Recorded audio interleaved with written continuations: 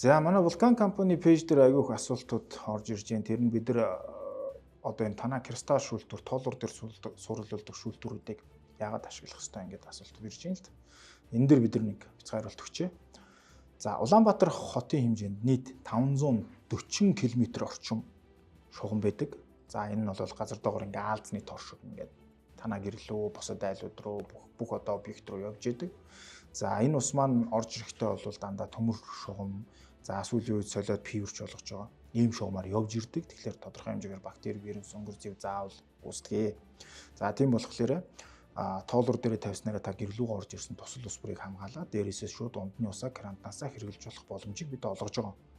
За тэгээд дээрээс нь тоолуур дээр шүүснээрээ та дотор шугам систем хамгаалаад дээрээс нь бүх цэглэхэн айданг буюу устай харьцаж байгаа бүтээгдэхүүнүүдийг бүгдийг нь хамгаалж өгч байгаа. Энэ одоо нөгөө тоолуураас хойших нь угаасаа хуулийн дагуу таны өөрийн эзэмшил болохоор шугам хоолоо одоо хуучраа зэврээ цоорох ч гэдэм юм уу те энийг таас хариуцж байгаа болохоор салдалтын авилаас үсэл сэргийлж өгч байгаа гэсэн үг юм аа.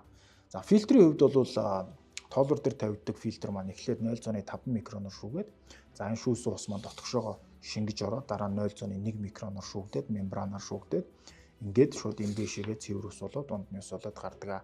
Энэ маань огт эрдэс шүүдгүй зөвхөн усны амт өнөр чанарыг сайжруулаад 200 төрлийн бактери вирусыг нь аваад үлдээдэг гэсэн үг юм аа.